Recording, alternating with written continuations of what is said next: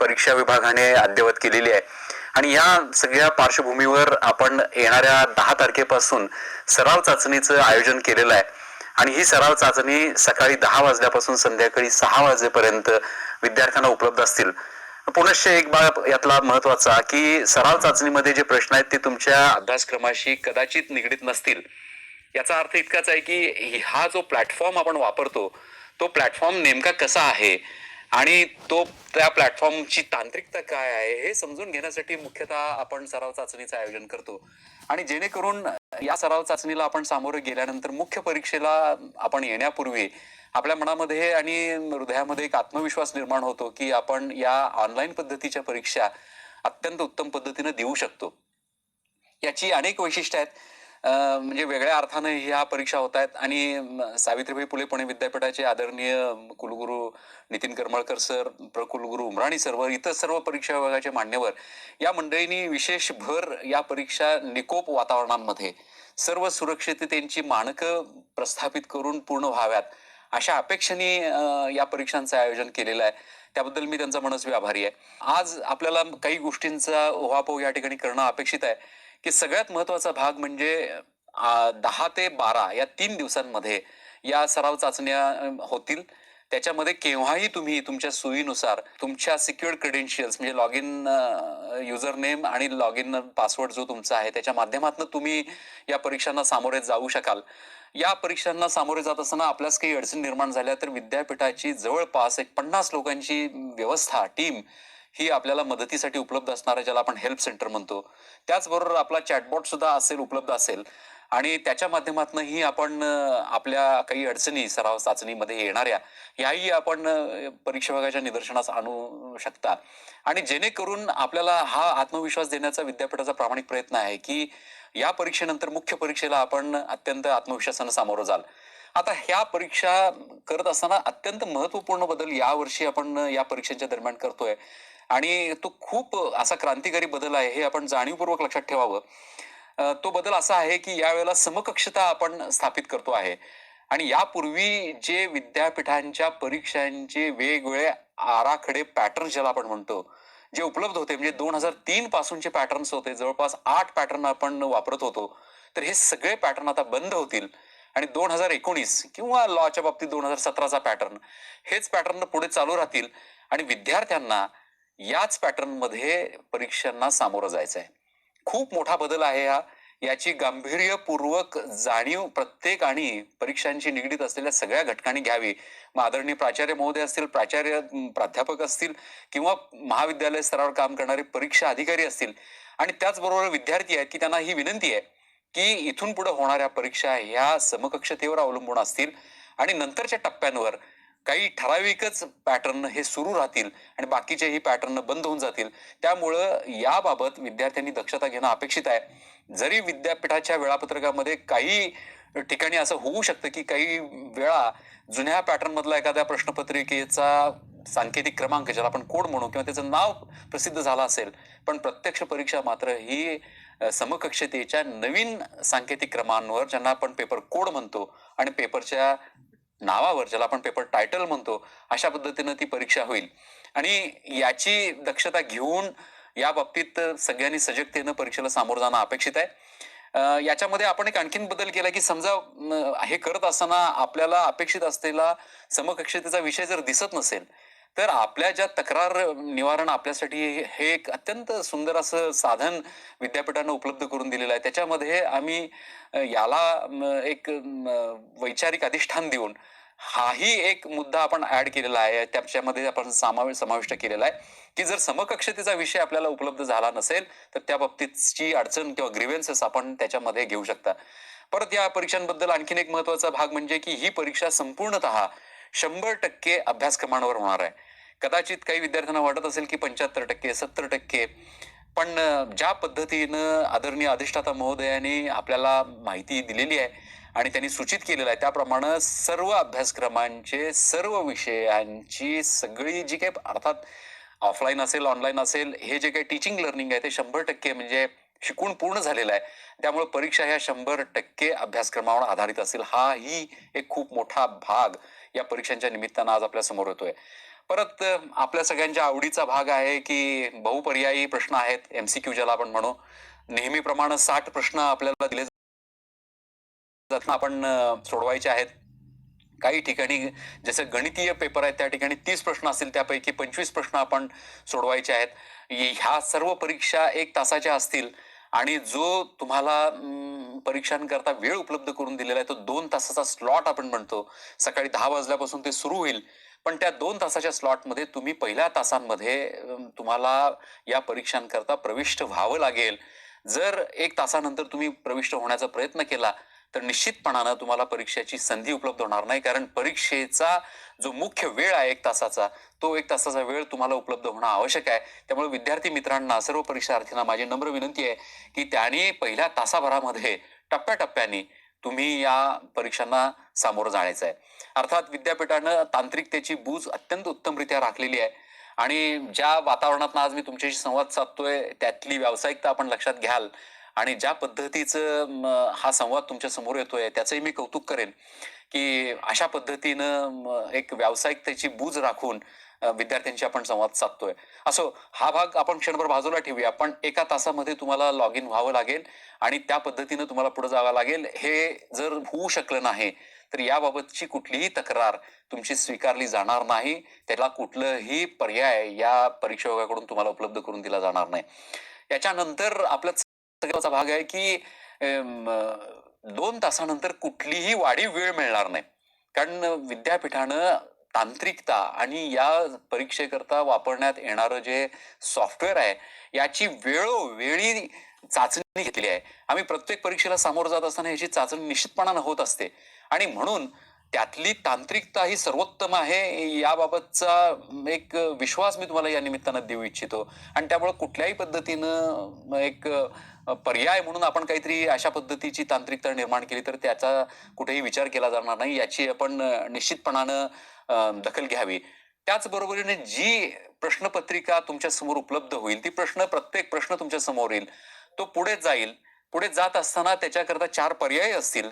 तो पर्याय निवडत असताना आपण इतरत्र कुठेही माऊसच्या माध्यमातून किंवा तुमचा टच स्क्रीन असेल त्याच्या माध्यमातून त्याला ते उत्तर संग्रहित करण्याबद्दल सांगू शकत नाही, कारण त्याच्या अनुषंगानं जे रेडिओ बटन समोर आहे, समजा ABCD 4 पर्याय तर त्या ABCD समोर 4 रेडिओ बटन असतील. समजा माझा पर्याय B असेल तर B च्या समोरचं रेडिओ बटन आपल्याला संग्रहित होत नाही किंवा जमा होत नाही, तोपर्यंत पुढे जाणार नाही. पण तरी सुद्धा आपण ही दक्षता घ्यावी लागेल आणि त्या पद्धतीनं आपल्याला आपल्या वेळेचं नियोजन करावं लागेल. या प्रश्नपत्रिकांमध्ये माझ्या सर्व सहकाऱ्यांनी अत्यंत काळजी घेतलेली आहे की प्रश्नांची जी गुणवत्ता आहे ती गुणवत्ता वेळोवेळी आम्ही तपासतोच आहे आणि त्याचबरोबरीनं ही गुणवत्ता तपासण्याकरता विशिष्ट अशा तज्ज्ञांची नियुक्ती परीक्षा विभागाने केलेली आहे आणि त्यांच्या माध्यमातून परिपूर्ण प्रयत्न हाच आहे की विद्यार्थ्यांच्या समोर, परीक्षार्थींच्या समोर जी प्रश्नपत्रिका येईल ती बिनचूक असावी. अर्थात याच्यामध्ये मी असं म्हणणार नाही, पण त्रुटी राहणार नाहीत याचा विश्वास मी तुम्हाला देतो. यानंतर आपल्याला कल्पना आहे की परीक्षा देत असताना आपल्याला काही अडचणी निर्माण झाल्या तर आपण त्याच्याबद्दलच्या तक्रारी, ग्रीव्हन्सेस ज्याला आपण म्हणतो, त्या पुढच्या 5 दिवसांमध्ये विद्यापीठाकडे आपण निश्चितपणानं सादर करायच्या आहेत. कारण तुम्हाला माहित आहे की जर आपण हे करू नाही शकलो तर याबाबतची एक तांत्रिक माहिती परीक्षा विभागाकडे उपलब्ध होणार नाही. याच्याकरता सुद्धा एक विशिष्ट उच्चस्तरीय समिती गठीत करण्यात आलेली आहे. ती समिती प्रत्येक तक्रारीचं निवारण निश्चितपणानं करेल आणि त्याच्यामध्ये तथ्य असेल तर विद्यार्थ्यांना पुनर्परीक्षांची संधी आपण देणार आहे. आपल्याला कल्पना आहे की सावित्रीबाई फुले पुणे विद्यापीठ हे महाराष्ट्रातलं एकमेव विद्यापीठ आहे की विद्यार्थ्यांचा निकाल आपण 48 तासांच्या आत आपण विद्यार्थ्यांना दाखवतो आणि तो दाखवत असताना परिपूर्णतेनं काळजी एवढी घेतली जाते की जी प्रश्नपत्रिका असते त्याच्या अनुषंगानं जी उत्तरांचा जो संच असतो तो उत्तरांचा संच आपण अत्यंत स्वयंचलित पद्धतीनं तो लावतो आणि त्याचं उत्तर तयार होतं. पण या परीक्षांमध्ये काही विद्यार्थ्यांना असं वाटतं की माझा परफॉर्मन्स आणखीन मला मार्क्स पडायला पाहिजे होते, हा परफॉर्मन्स माझा योग्य नाही, याच्याबद्दलचा ग्रीव्हन्सेस नोंदवावा. तर असा कुठलाही पद्धतीचा ग्रीव्हन्सेस नोंदवला जाणार नाही. तुम्हाला कल्पना आहे की जर विद्यार्थ्यांनी 60 पैकी 40 प्रश्न सोडवले असतील आणि 40 गुणांपेक्षा 40 आणि 40 गुणांपेक्षा जर जास्त त्यांना गुण पडले असतील तर याबाबतचा कुठलाही तक्रारीचा भाग परीक्षा विभाग आपल्याकडून स्वीकारणार नाही आणि त्याबद्दल आपल्याला कुठलीही तुमच्याशी कुठलाही संवादही केला जाणार नाही. अर्थात अनेक परीक्षांना सामोरं जात असताना अडचणी येऊ शकतात. लॉग इन न होणं, अचानक लॉग आउट होणं, पुन्हा लॉग इन न करता येणं. अर्थात प्रयत्न आमचा हाच आहे. आमची सर्व तांत्रिक बूज सांभाळणारी एसपीपी टेकची जी टीम आहे त्याचे सगळे आमचे सहकारी या बाबतीत अत्यंत कार्यक्षमतेनं आणि प्रशासकीय उत्तुंगतेनं काम करतायत. त्यामुळे ह्या अडचणी होणार नाहीत. पण शेवटी तांत्रिकता आहे, उपलब्ध असलेली बँडविड्थ असेल, कदाचित तुम्हाला मिळणारं इंटरनेट असेल, याच्यामुळे कदाचित ह्या अडचणी असू शकतात. पण हा एक तक्रारीचा भाग, अडचणींचा भाग आपण दिलेला आहे. इंग्रजी मराठी मीडियम असताना इंग्रजी मीडियमची प्रश्नपत्रिका उपलब्ध झाली, कदाचित असंही होऊ शकेल. कारण 7-1 लाखाच्या आसपास आपल्याकडे परीक्षार्थी येतात. मी तुम्हाला मगाशी त्याची माहिती सांगितली आहे. आकृत्या न दिसणं असं होणार नाही, पण तरी सुद्धा नाही दिसल्या तर हाही ग्रीव्हन्सेस आपण घेऊ शकतो. काही वेळेला परीक्षांच्या जसे मी म्हणालो की 6,000 विषय आहेत आणि त्याच्याशिवाय 1,600 विषय हे इंग्रजी मराठी माध्यमचे असतात. त्यामुळे कदाचित काही वेळेला असं असू शकतं की पेपर सांकेतिक क्रमांक ज्याला आपण कोड म्हणतो किंवा पेपरचं जे शीर्ष आहे, टायटल ज्याला आपण म्हणतो, याच्यामधल्या साधर्म्यामुळे कदाचित काही विद्यार्थ्यांना त्यांची अलॉटमेंट प्रश्नपत्रिकेची वेगळी होऊ शकते. आणि ही सुद्धा एक आपली अडचण जर झाली असेल तर ती निश्चितपणानं त्याचा विचार केला जाईल आणि पुनर्परीक्षा आपल्याला ज्याला री एक्झाम म्हणतो ती परीक्षा आपल्या दृष्टीनं निश्चितपणानं अधिकृत ठरेल. काही वेळेला असं होतं की आपण प्रश्न सोडवतो आणि मग नंतर सबमिट होत नाही असं दिसतं. पण याची मित्रांनो आपण अजिबात फिकीर करू नका, कारण या वेळेला आपण त्याची काळजी घेतलेली आहे. तुमचे प्रश्न सोडून झाले आणि काही शारीरिक अस्वास्थ्य निर्माण झालं तर मला असं वाटतं की त्यांनी याबाबतचा सुद्धा एक अडचणींचा भाग त्या SPS मधून नोंदवला पाहिजे. आणि सगळ्यात महत्वाचं म्हणजे आम्ही प्रामाणिक प्रयत्न करतोय की एका दिवशी एका वेळेला विद्यार्थ्यांना 2-2 प्रश्नपत्रिकांना किंवा परीक्षांना सामोरं जाऊ नये. पण काही वेळेला इतकी वेळापत्रक आपल्या आहेत, इतके विषय आहेत, तर होऊ शकतं. तर अशा वेळेला किंवा काही वेळेला इतर माध्यमांच्या परीक्षा असतात, जसं MPSCची असेल, UPSCची असेल, CA एक्झामिनेशन, CET एक्झामिनेशन असेल, या परीक्षा आणि आपल्या विद्यापीठाच्या परीक्षा ज्यावेळेला एकत्र येतील त्यावेळेला निश्चितपणानं आपल्याला हा आपल्या संधीचा भाग असेल की आपण ठरवावं. पण इतर माध्यमांच्या किंवा इतरत्र ज्या परीक्षा आपण द्याल त्यामुळे विद्यापीठाची जर परीक्षा आपली होऊ शकली नसेल तर निश्चितपणानं तुम्हाला हा पुनर्परीक्षा देता येईल. हाही भाग आपण मनामध्ये निश्चित ठेवावा. आता याच्यानंतर सगळ्यात महत्वाचा भाग आहे की इतकी सगळी काळजी आपण घेतोय आणि मी तुम्हाला म्हणालो की सगळे जुने आराखडे, जुने पॅटर्न आपले आपण रद्द करतोय, पण समकक्षता देतोही आहेत. आणि समकक्षता देत असताना नुसताच परीक्षा विभाग याच्यामध्ये समाविष्ट असत नाही. याच्यामध्ये आपले विषय तज्ज्ञ असतात, शैक्षणिक विभाग असतो आणि त्यांच्याकडून जोपर्यंत अधिकृतरित्या समकक्षता परीक्षा विभागाकडे येत नाही तोपर्यंत परीक्षा विभागाला हा नैतिक अधिकार नाही की ती समकक्षता जाहीर करणं. पण तरी सुद्धा प्रामाणिक प्रयत्न हाच आहे की सगळ्या शक्यतो सर्वच विषयांना समकक्षता देणं.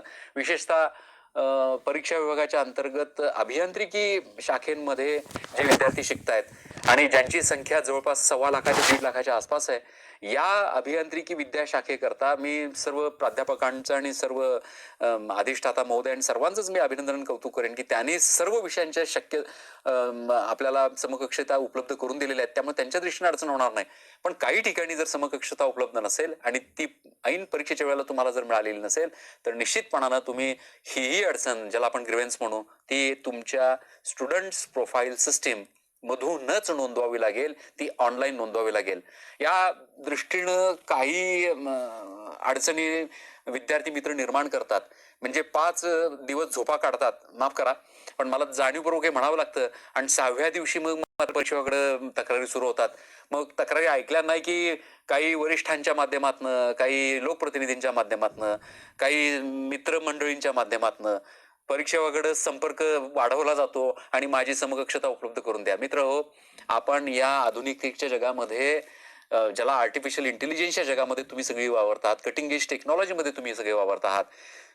ग्रीव्हन्सेस अपलोड करणं विद्यापीठाच्या वेबसाईटवर हे मला वाटतं की मोजून एक 5-1 मिनिटाचं काम असावं, त्याच्यापेक्षा जास्त असणार नाही. त्या 5 मिनिटाच्या कामाकरिता किंवा स्वतःच्या अडचणींकरता नंतर 5व्या दिवसानंतर इतरांच्या पाया पडणं हे कितपत याचा विचार प्रामाणिकपणानं आपण करावा. आणि या दृष्टीनं परीक्षा विभागाच्या प्रशासकीय अडचणींमध्ये आपण वाढ करू नये. कारण तुमच्या अनेक गोष्टी आम्ही या निमित्तानं ऐकलेल्या आहेत. या परीक्षा ऑनलाईन होत आहेत आणि त्या परीक्षा अत्यंत कमी वेळात होत आहेत. आणि मला खात्री आहे की मी तुम्हाला या निमित्तानं आश्वस्त करतो की जर आपण सर्वांनी सहकार्य केलं तर परीक्षा संपल्यानंतर पुढच्या 5 दिवसांमध्ये कदाचित तुमचा निकाल सुद्धा लागू शकतो. कारण अशी परंपरा या सावित्रीबाई फुले पुणे विद्यापीठानं जोपासलेली आहे. मला आठवतंय की 12 जुलैला परीक्षा सुरू झाल्या होत्या आपल्या इंजिनिअरिंगच्या आणि 31 जुलैला आपण सगळ्यांचे निकाल घोषित करू शकलो. निकाल, मी परफॉर्मन्स म्हणत नाही त्या विषयाचा. तर ही बाब आपण लक्षात घ्यावी आणि या दृष्टीनं आपण परीक्षा विभागाला सहकार्य करावं. आता यानंतर आमच्या एक पाऊल निश्चित आपण पुढे असतं हे मला माहित आहे, कारण तुमच्या थँक्स टू युअर जनरेशन. पण हे सगळं करत असताना आपल्या जीवन मार्गाच्या प्रगतीच्या दृष्टीने विद्यापीठ नेहमी काम करतं. हा भाव ज्याला आपण वात्सल्यपूर्ण भाव म्हणतो, स्नेहपूर्ण भाव म्हणतो. कारण हे माऊलींचं अधिष्ठान आहे आणि इथं सगळी तुम्ही विद्यार्थी हे विद्यापीठाची ज्याला मातृसंस्था म्हणून आम्ही लेकरं म्हणतो. तर आपण हे सगळं करत असताना प्रशासनाला आपण नेमक्या किती अडचणी निर्माण कराव्यात.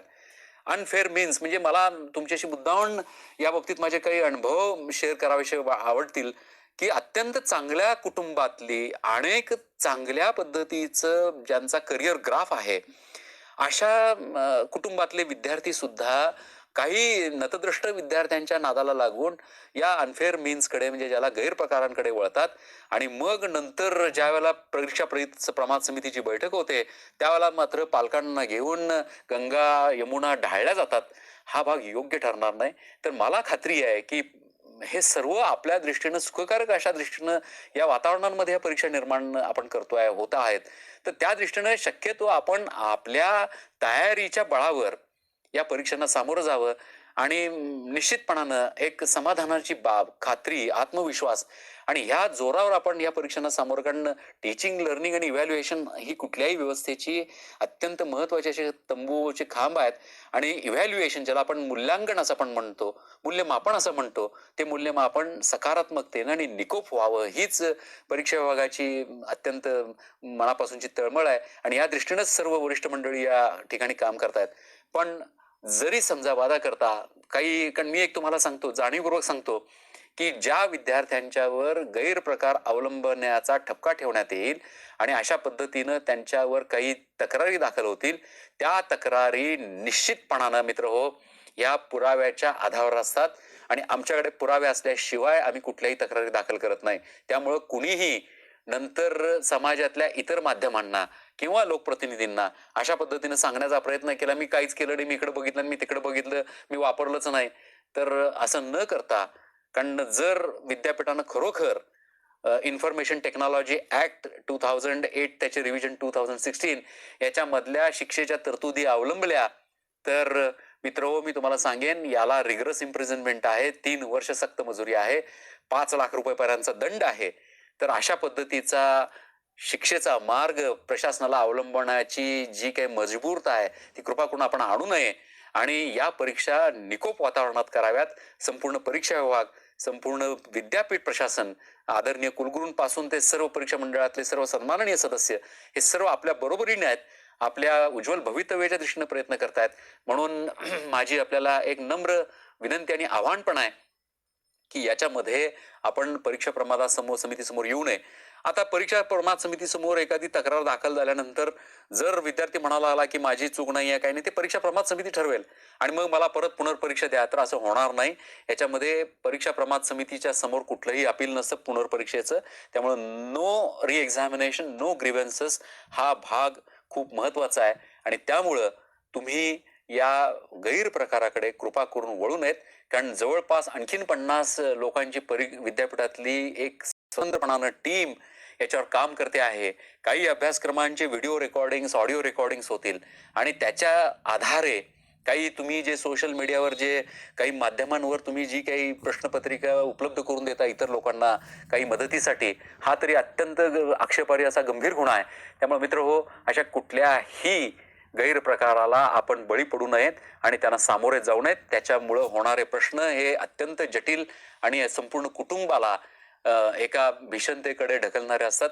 त्यामुळे माझी आपल्याला नम्र विनंती, पुनश्च आव्हान असं असेल की हे गैरप्रकार टाळावेत. येणाऱ्या परीक्षा ह्या 45 दिवसांमध्ये पूर्ण करण्याचा प्रशासनाचा प्रयत्न आहे. कारण त्याच्या पुढे लगेच आपल्याला परीक्षांना पुढच्या परीक्षांना सामोरं जायचं आहे. आत्ताच मी बोलत नाही पुढच्या परीक्षा कशा स्वरूपात असतील, पण तरी सुद्धा या परीक्षांच्या आधारे जे अंतिम वर्षातले विद्यार्थी आहेत त्यांचं भवितव्य अवलंबून असणार आहे. त्यामुळे या परीक्षा आत्मविश्वासाने, संपूर्ण सक्षमतेने आणि आपल्याला प्राप्त झालेल्या ज्ञानांच्या आधारावर आपण सामोरे जाल आणि या